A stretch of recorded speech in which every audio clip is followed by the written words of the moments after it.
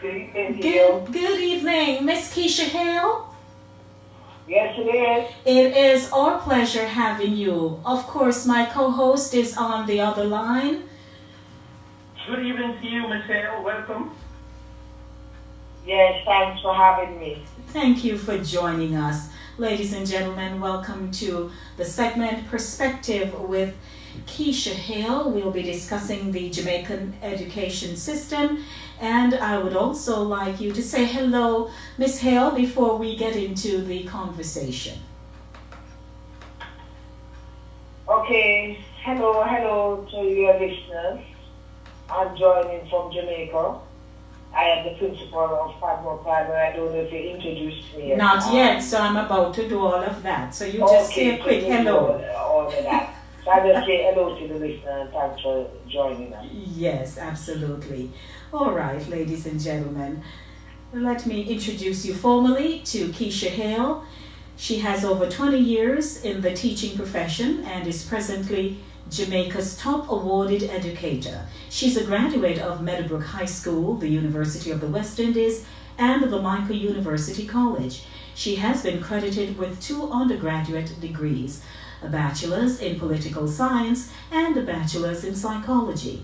Ms. Hayle also read for a master's of teaching in primary education. She has 2 international awards, the JET UK Meritorious Award 2018 and the Education Award from the New York Friends of Padmore. She's also the recipient of 4 national awards to her credit, namely the Gleaner Award in Education 2016, the UTEC Ubuntu Award 2017, the runner-up LASCA Principal of the Year 2017, RHRLU Community Award for Community Service. She's currently Principal of Padmore Primary and a noted educator, philanthropist, and politician. She has been credited to almost single-handedly moved Padmore Primary from an underachieving school ranked the worst performing to currently in the top 10 in literacy. She's the mother of 3 biological children and has fostered 27 children. Ms. Hayle has 4 siblings, 2 brothers, 2 sisters. Welcome, Keisha Hayle. Thanks for having me. You're most welcome. I'd like to share a publication that came out in August 5 in 2012. And I believe that it is so relative today. And after I present this, I'd like your take on it to start off our discussion this afternoon. It reads, and it's written by Esther Tyson, a contributor to the Jamaica Gleaner on August 5 in 2012. As a nation, Jamaica has come a long way from where we started with our education system in 1962. Then the norm was that children would be sent to infant school and then to primary school. Many children did not go to school on Fridays because they stayed home to help their parents or went to the fields to help. Some parents felt that Friday was a play day. Furthermore, not many children went to high school because you had to pass the common entrance to go to high school. And if you did not get a scholarship through the common entrance, your parents had to pay fees. However, not many persons could afford the fees. The idea of a teenager moving on to tertiary education was even more unthinkable for the average Jamaican in 1962. Then there was only 1 local university and the teachers' colleges. Some persons were able to send their girls to England to do nursing, but only the fortunate few tertiary education was perceived as being for the elite, not ordinary Jamaicans. Based on this overview, one would get the impression that our educational system has made great strides in the last few decades. Indeed, we have come a long way, but there is so much room for improvement. While we have increased access to education, we still need to improve the quality of education being offered. Fast forward, Ms. Hayle, to 2019, as a principal of Padmore Primary School, whose determination proved the naysayers wrong, and who has seen remarkable improvements in the performance of the students in your school. Do you agree with Esther Tyson's observation of 2012? 2012 is about, say, about 7 years ago, and the same hold about true in that article. Okay? There is immense need for improvement, although we have, made many interventions to try to stem the gaps. But I think she has hit the nail on the head in that article. Oh, she has. Yes, she has. She has. Yes, she has. All right. Chris, do you have your first question for Ms. Hayle? Yes. Once again, I want to welcome you, Ms. Hayle. And Thank you. I read your bio, and I was very, very impressed. So I want to say congratulations on all your achievements. And but I have a question for you here. The first question is, since you've been you have successfully navigated the Jamaican education system, how would you characterize the education system in Jamaica? Okay. I think no, we have patterned our system from the England model. Okay? Yes.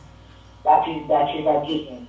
And not only Jamaica, some of the compatriots in the Caribbean, okay, has patterned it. But I see there is a norm to kind of, just like how we are independent, to have an independent education system now, right? What we presently know. Education in Jamaica, we have had 56 years of independence, and I've been looking on some data. We know that we have 3 levels. We have the primary level, and the secondary, and the tertiary. Now, education in Jamaica is free up to the secondary level. Well, you can say, some person wouldn't say free, it is on the books free. Right. You know that the development fees have been increased rapidly. So many parents are paying between 20 and 50,000 dollars for development fees for their children to go into. So that in itself has a barrier.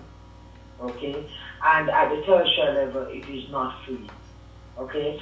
So our child would enter school maybe at, say, our early childhood at 3 years old, leave at 5 plus, and then enter the primary system.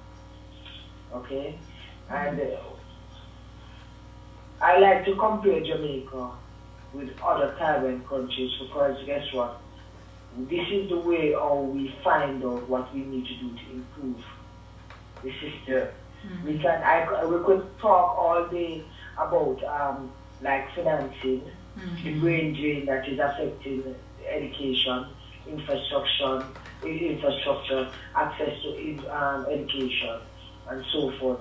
These are the main areas that we need to talk about. But I can give you some statistics. Yes. Right, on education. In that we have over 90% of children 6 to 14 enrolled in schools, and children 15 to 19 we have 89%. Okay, and then from 17 to 18 we have about 47.8%. So we start with a high of 98, and by the time we get to 17 and 18 years old, it's gone to 47.8. So between that gap, we see why we really have a problem with the escalating crime in Jamaica. Okay, so education is attached to that, as far as I'm concerned. Okay, that we need to find ways to keep the children in school. Okay, so I can give you some other facts in that we know that compared to the Caribbean, Jamaica have serious challenges, just like Caribbean countries. Low literacy levels in some areas, low university matriculation, somewhat low safety passes. Okay, we have here where we have 8,000. Let's see if I can find that data where it tells me how much of them matriculate. We have 8,703 students attain 5 or more subjects, including maths and English, at the CSEC level, right? When we put up 34,885 students to sit the CSEC, okay? So I think it is on. It's on. This is 2019 data, 2017 data. Sorry, you understand me?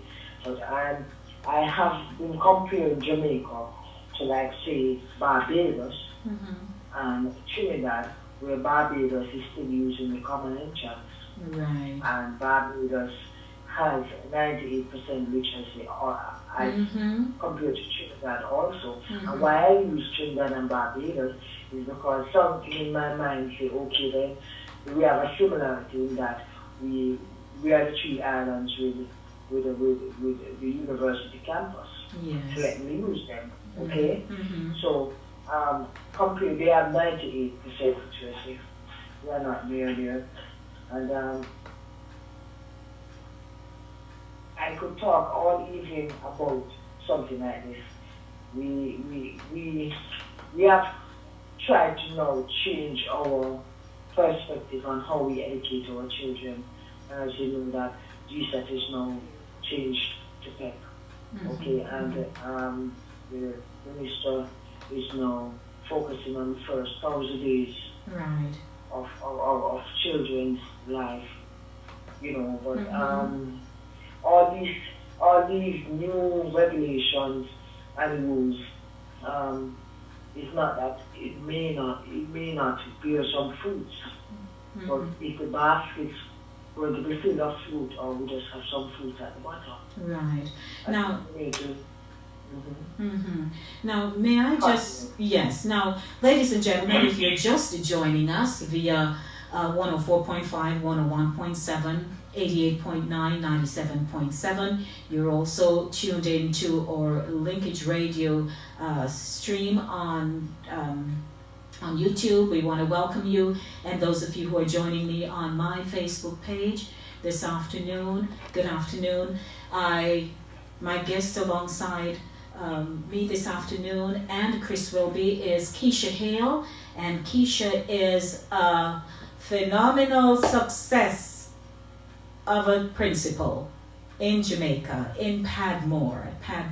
Her school is Padmore Primary, and I must interject here because Keisha also sold her house. Am I right, Keisha?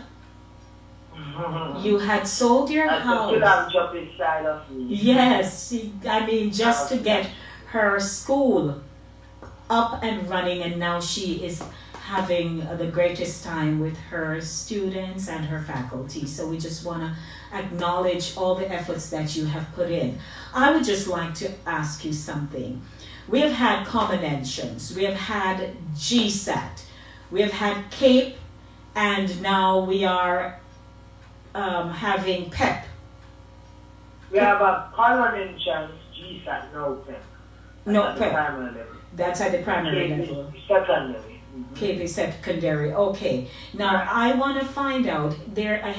A news item had come out in December where it says that the Chief Education Officer in the Ministry of Education, Youth and Information, Dr. Grace McLean, she had announced that the inaugural primary exit profile, which is PEP examinations, will be conducted over a 5-day period in 2019.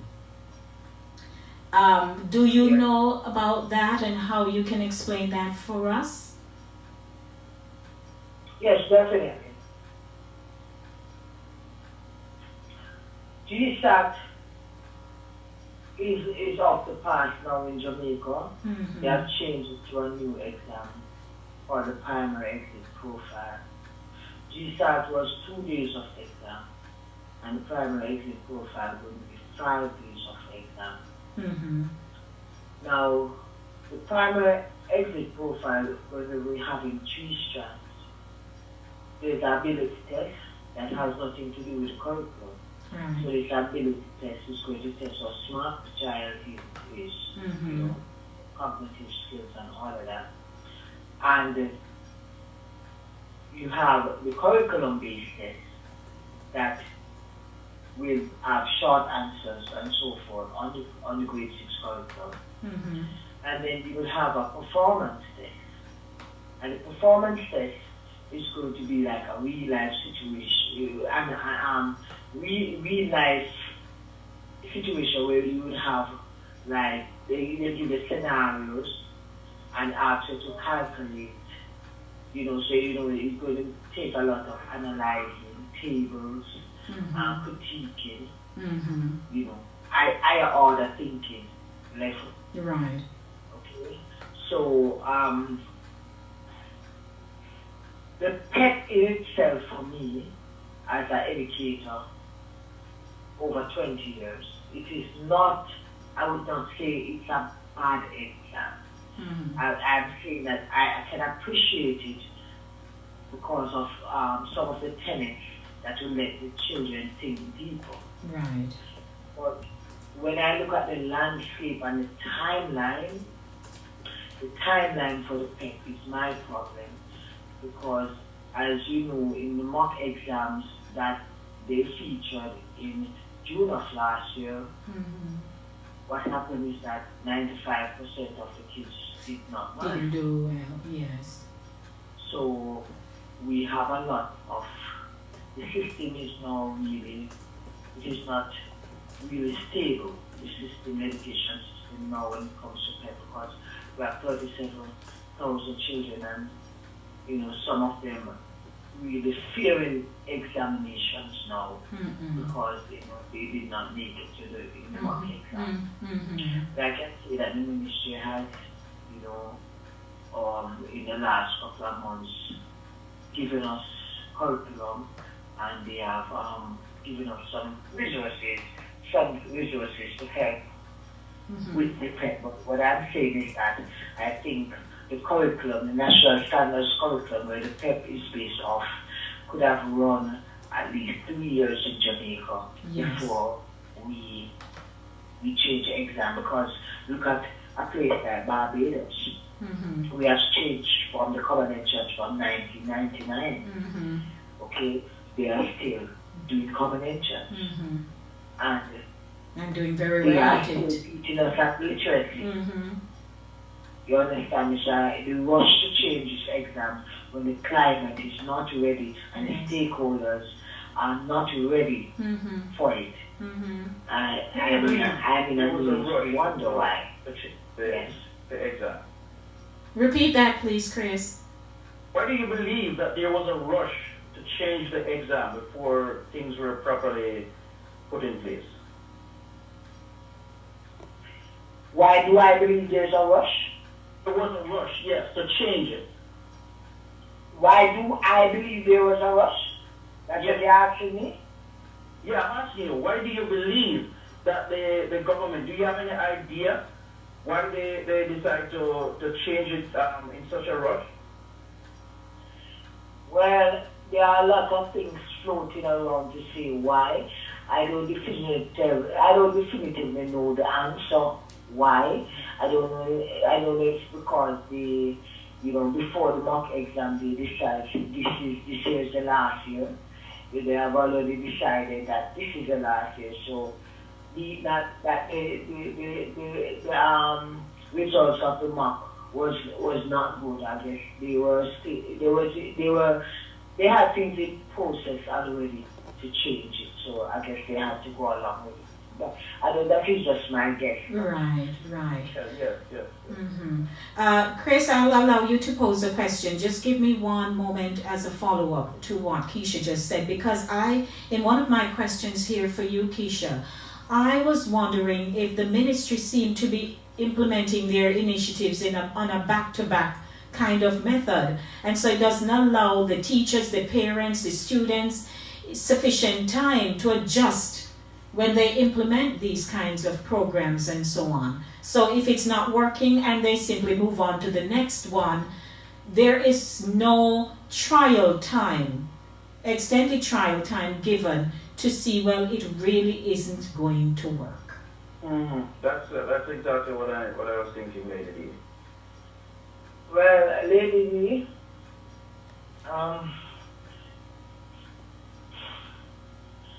it is really, as somebody in the system for 20 years, and somebody who knows on the ground and knows what is really taking place. I have suggested a 10-point plan to the government of PEP implementation, which they ignored.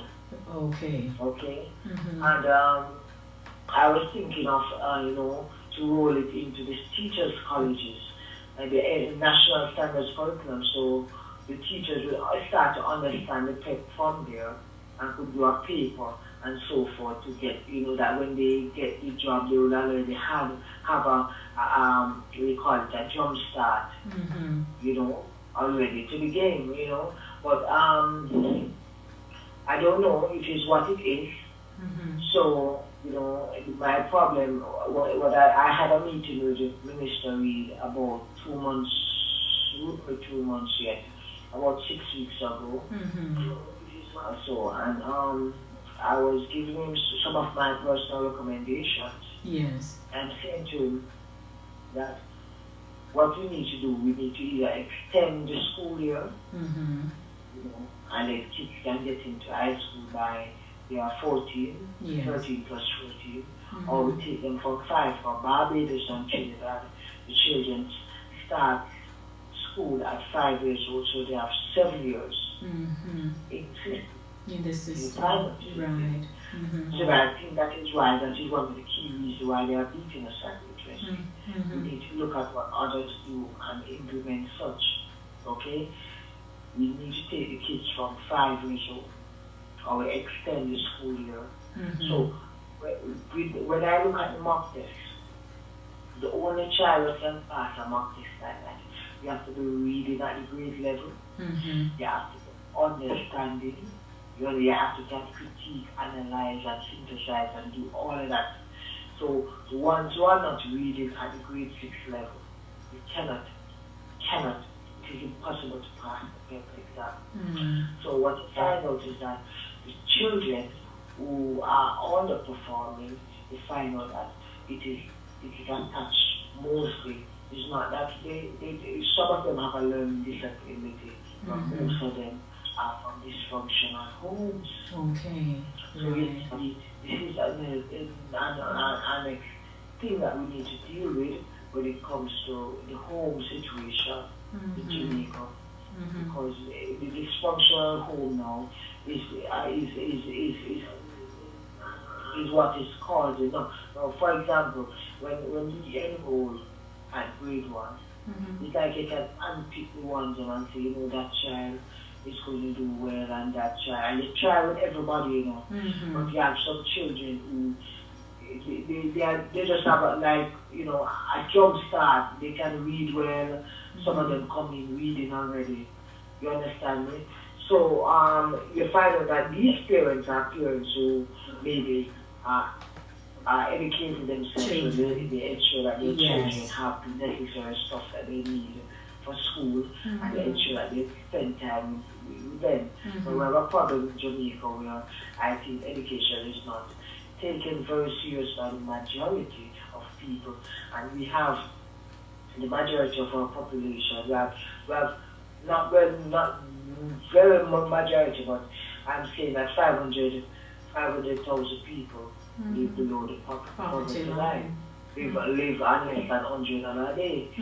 So on less than 100 a day, and you send children to school, so you find out that the children, some, them raffle the children, some come Monday, Tuesday, you come Monday, Tuesday. Yes.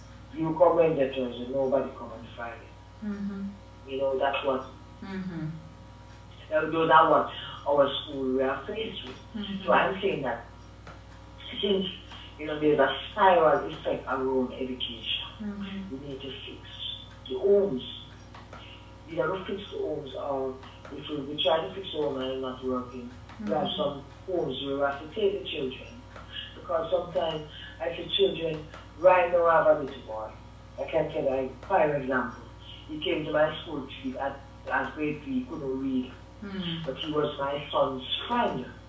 So when I'm keeping extra lesson on that, although I know his mother couldn't afford it, I let him stay. So he's always around me, okay, until he started to come home with me. Alright? And that boy, he passed his exam, he's going to Meadowbrook now. But his mom now is like, she's a farmer, and his stepdad is a farmer, they raise goats and so forth. So you find out that when you come home, you don't have to go to goat bush to go there, and weekend, you have to do all of that. Yes. I said to her, I said to her that, you know, so if I never had 3 children, and my family could stretch, I would take him from you. Because I've pushed him so far, and this is, he has gone to Meadowbrook, and I want him to come out. You have about 5 other children behind him. And I've done so much for this one. When he even passed from Meadowbrook, my help buying stuff, and that's how he just grew on me. Nice little boy, man. And just because of his family situation, you understand, it seems like, you know, he just going to follow. You see, the percentage I tell you, or is diminishing between 50 and 60 year old and 70 and 80 year old. Some of them are finishing high school because of financial problems. Not today, sir. Not today, and you not have now. to find a way. When you have fixed it in, you have to fix in and out. So I think some vision is lacking. Yes. That you can't have policies to fix inside the education, you know, and the spiral effect what's causing the system to go downward without fixing it. And that is a problem in Jamaica. Chris, thank you, Keisha. Chris, your question? Yes, I noticed that you mentioned the primary system, the secondary and the tertiary, but there was really no mention of the early childhood education. Early childhood. And I mentioned it. I mentioned it as I was telling you that the government is focusing on the first 1,000 days.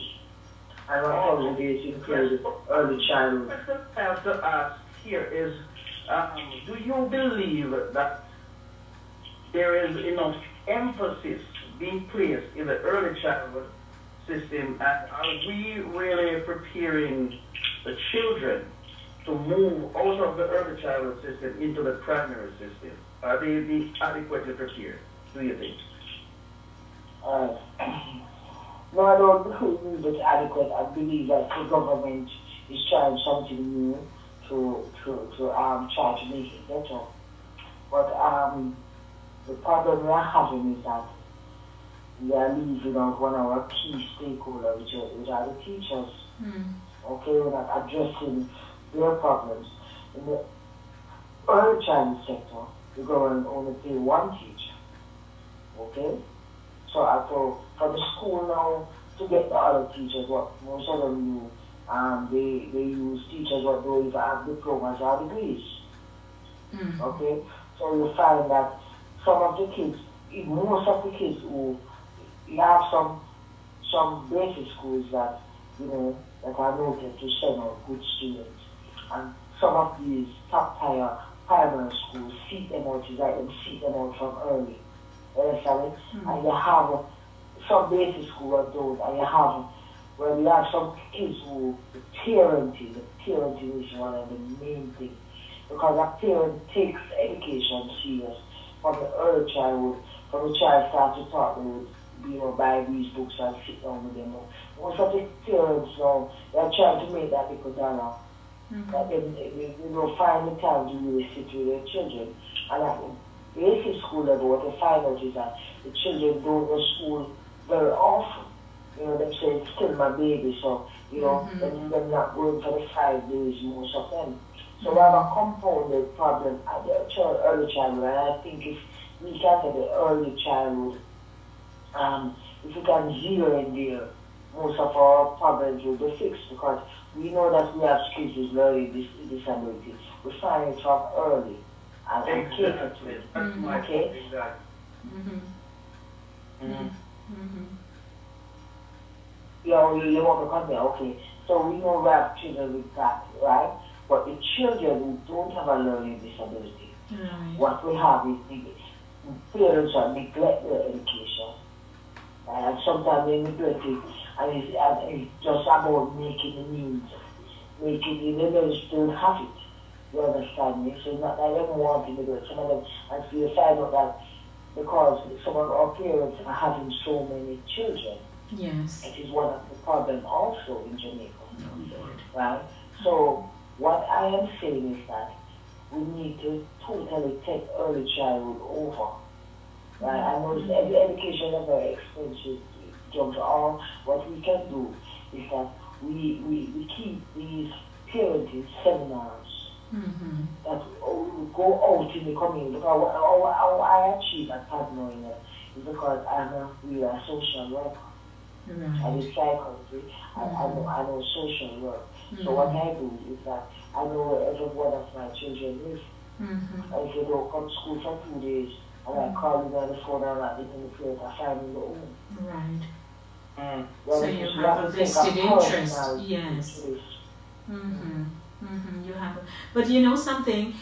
In December, was this December? A headline came out and it had read, "Government will continue to boost investment in education." And it reads, Minister of Education, Youth and Information, Senator the Honorable Royal Reid, says the government will continue to increase investment in education in order to improve quality and performance standards. He noted that 3.6 billion was spent on secondary education during the last academic year, which included an increase in the maintenance grant from 50,000 to 500,000 per school.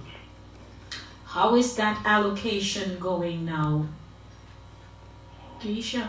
Well, you have to remember that I'm primary school, right? I know some things about secondary school, but to talk detail on the secondary school and to see how the money is being dispersed, I don't know about that. Okay? But I can say that we have some principals saying that, the grant sometimes comes late, so that it's effectively being able to carry out their programs. All right? The government, will say certain things, but the nitty-gritty is not, I don't see that they are trying some more. Yes. But the nitty-gritty is that, as I said, we are trying to fix, it's coming like an egg.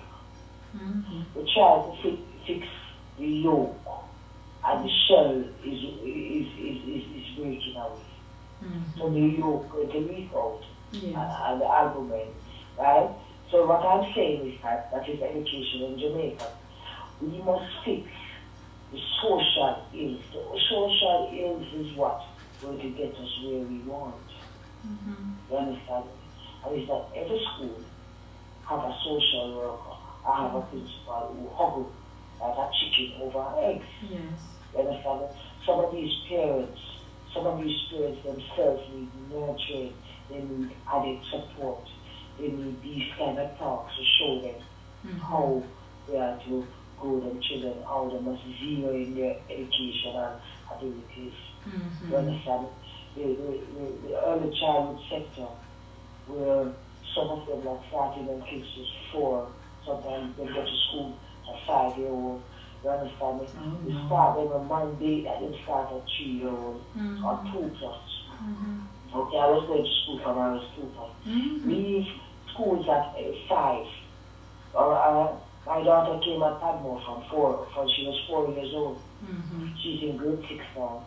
And I can tell you, she's firing away. And guess what? It's not, well, let's put it this way, it's not like I don't zero in our education, but I don't think I'll give her even the time because sometimes I'm so tired. I think I spend it's more time with other people. Children than your own. Read that sheet that Padmore for that. She will teach grade 1. And I will teach you to teach grade 1. She left grade 1, reading slowly. So what I'm saying is that the problem I'm having, and I can tell you, if you look at the early childhood curriculum at grade 3 and grade 1 curriculum, the gap is so big. There's such a big gap in that the grade 1 curriculum is set up to say that the children are reading already, so we can teach them this. Oh, well, okay, I understand. And we just have 5 minutes to go. Very quickly, I know you mentioned that some of the parents, they need help and you're concerned about the number of children that they're having. What about the response to parent-teachers meeting? Because ever since I was in Jamaica and going to school, that was always a very gray area.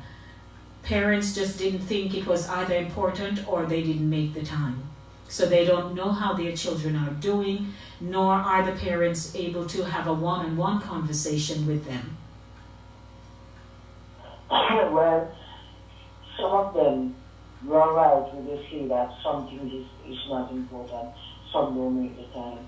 But what I've noticed is that some of them, they are in these kind of jobs where they may be getting minimum wage. And you can take off the time to come and not pay them for the day. Although it is mandated that you get time to visit your child's school, but some of these jobs, what the parents, especially the ones in low socio-economic condition, and in that kind of condition, they don't want to take off the time to come to school. Because of the job that they have. Right, so they're but I'm not making excuses for some of these parents, because some of them are not working. Yes. And then some of them, I do have the bus fare. Sometimes I send the bus out to pick them up. At the same time, some of them still don't come. So this area of PT, this is one of the areas we need to be pumping the money into. Because I'm telling you, that area now will affect our education. And so we have to get the stakeholders on board with the vision. We can't have the vision running with the vision. If you're running with the vision, like you're running with the button, you have a button, and you have to change it here, and it's like a 4x1, But what happens is that sometimes you pass the person to take the button, and you run with the button, go right home. And that's where the car, that's where the car's problem. Or you run out of the box. Okay, Chris, your final comment? But really quickly, you have been very successful. So obviously you've been doing some things right. But would you say you are the exception to the rule in Jamaica? And if so, what more can be done to have more Jamaicans achieving even half of what you have accomplished educationally? Well, I would say that I'm one of the norm. Okay? I would say I'm one of the norm because we have many hardworking educators all across the nation. I think we have, we have many and good teachers. But the problem is that it's a sacrifice. I am a person who, I don't say, oh, that could be done, but the money not there to do it, so it can't be done. I don't look at it. I say, okay then, that needs to be done. Okay, you talk to that stakeholder, it's not there, talk to that stakeholder, it's not there. You go to the ministry, it's not there, you go to who the school, it's not there, and you find yourself in a car, okay, I must do it. A mother in approach. I take the mother in approach. It must be done. Yes. Okay? And I seek ways in which it can be, sometimes some non-traditional ways, like I just said, selling my assets and depending on God to say that one day God will bless me back to the house. Because when I find myself cornered, Padmore is going to close down, and I find myself cornered where I don't have the money and I know how to go to school by getting a bus and do a beautification project. inside and outside the school. Building the teacher while beautifying the school and encouraging the community to buy into what I'm doing. It took my affect. Well, and it's not, I'm not going to tell our principal to send our house to do that. Of course. Because if you know, say, he said, and the money is going to go. You don't guarantee to get it back. You understand me? But it is something where, you know, it's because maybe, oh, I was doing all of the children kind of go on me. Children go on me. So I look at each of them as my children. And it's all has to do with how I was brought up. You know, I was brought very humbly.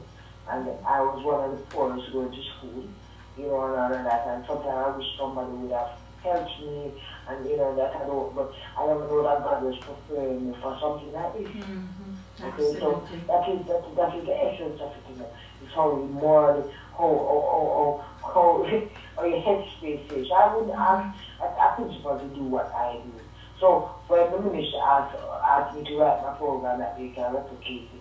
I can write certain things but they can replicate, but I have to ask an educator to go into them personal function or something like that. That's and not. I didn't know I must mention a teacher to keep the moral of teachers up. And we know that Jamaica, we don't pay our teachers well.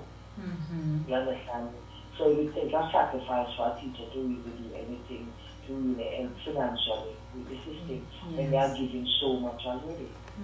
Yes, I understand. So what I'm saying is that, you know, I know that I'm one of the anomaly, and I pray to God and, you know, ask Him to guide me and lead me in what I'm doing, so I don't do things off my sense. Yes. I have somebody who's guiding me and leading me in what I do. So I take each child as a case study. Each of my children is a case study. So I don't look at it as a holistic thing. And I must just say one thing. One thing don't fit all for all children. Yes. I know where each of my children is. I know the parents, but I get myself involved in their life. So anytime anything is happening at the home, you know, the children will tell me it's affecting them. I would know. And then I can be able to mediate and sit and talk to the parents. I just surprise them. And I surprise them and go to the home. You understand me? So it's a lot it takes a lot of, that can take over your whole life. Yes, you know that as a principal it takes over. You are a principal like 24/7. Well, Keisha, yes, we would love to continue the conversation with you, but time is of the essence, and I have 2 minutes to wrap the show up at 8 o'clock. But of course, it was quite insightful, and you know, we really appreciate you joining us this afternoon from Jamaica with your perspective on the Jamaican education system. Chris? Yes, ma'am. Keisha, I want to say thank you very much. It has been a very enlightening discussion. And we have so much to talk to you about. I hope that we can touch base again sometime in the near future, because trust me, we haven't even touched the surface of what we would like to talk about. Yes. Yes, thank you very much for inviting me and having me. Yes, thank you, and take care in Jamaica there. Okay, then, lady. All right, blessings to you. That's it, ladies and gentlemen, for keeping you in the know this afternoon with the segment Perspective, the Jamaican Education System with Keisha Hayle. Regrettably, I will not be able to take any other telephone calls at this time because the show, I have 1 minute to go. And so, Chris, say your 2 seconds goodbyes. I want to say thanks again, Lady D. Look forward to having Keisha Hayle back again. It has been very interesting. Yes. We'll catch you next week, same time, same place. All right. From all of us here at Inside the Zone with yours truly, Lady D, Denise Gomez, it's our pleasure bringing you the show once again. I'll be back on Thursday with Center Stage, the platform where voices are heard and people connect. Thanks to Cooler Runnings Jamaican Restaurant for sponsoring the show, and to you, our viewing and listening audience, for joining us this afternoon. As always, love yourselves, love your children, and remember, in everything you do, it is the will of God concerning your life. Blessings, everyone. Love, love, love, love, love. I am out of here. One radio station, number one. Thanks for joining us.